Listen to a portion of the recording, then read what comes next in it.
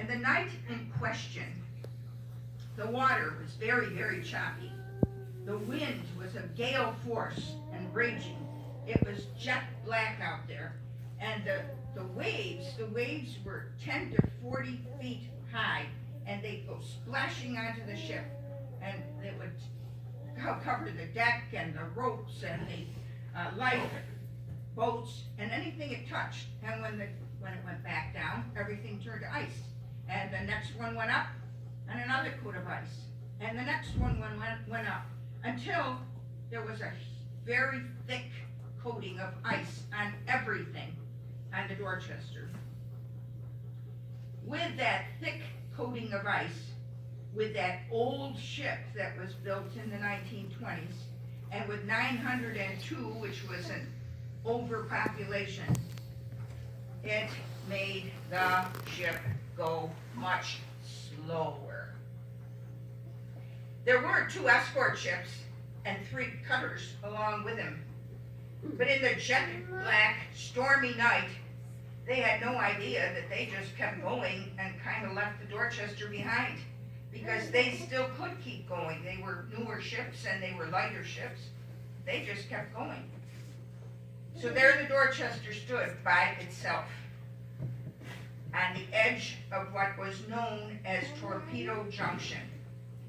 I wish I had a map here to show it to you, because some of you would probably be as surprised as I was. You can actually see Buffalo, and you go with your eyes up toward Greenland, and that's where they lost the ship. I never realized the Second World War was that close to us.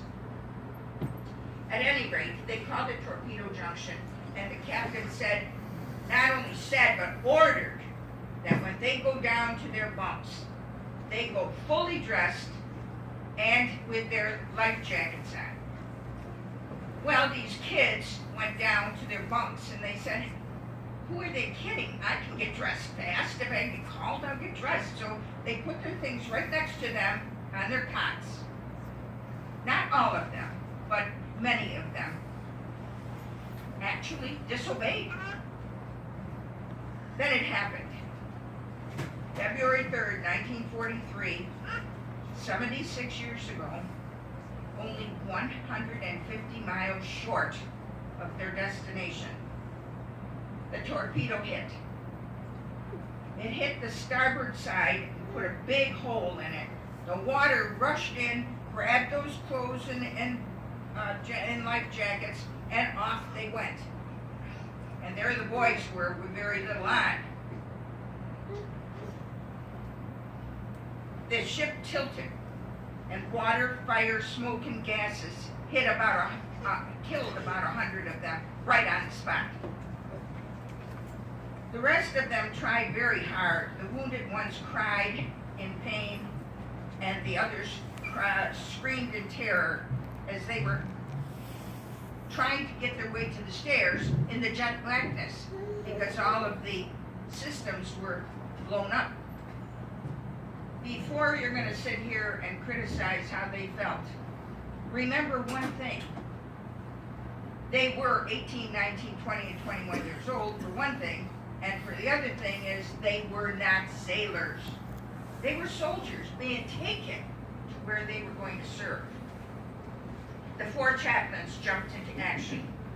They tended the injured, shook the panicked, and gave comfort and encouragement as much as they could. They encouraged them not to give up, and they persuaded them to jump because there was no other way. They thought of no one but the young soldiers that they were trying to save.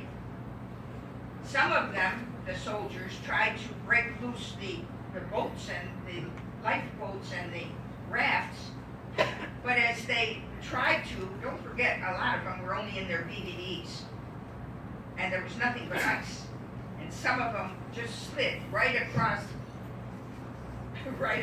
the deck and right into the water, and never even had a chance to do much. Others were banging on that ice, got bloody hands from trying to break them loose, and they only got 2 only 2 out of the 14 lifeboats free.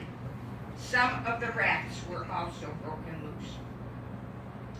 The chaplains, meanwhile, went to the cabinet that held the extra life jackets. Now remember, they were extra. All the boys had one. So obviously there weren't going to be one for everybody, so because they already had it.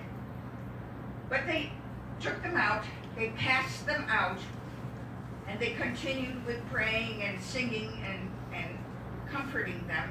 And in the process, when they got to the end of those that were in the cabinet, they each took off their own life jackets and handed them to the next ones in line. I might add, they didn't ask, are you Protestant, or are you Catholic, or are you Jewish? They just gave them to the next boys in the line. All of this took all of 18 minutes. That's all. 18 minutes, and then ship went down.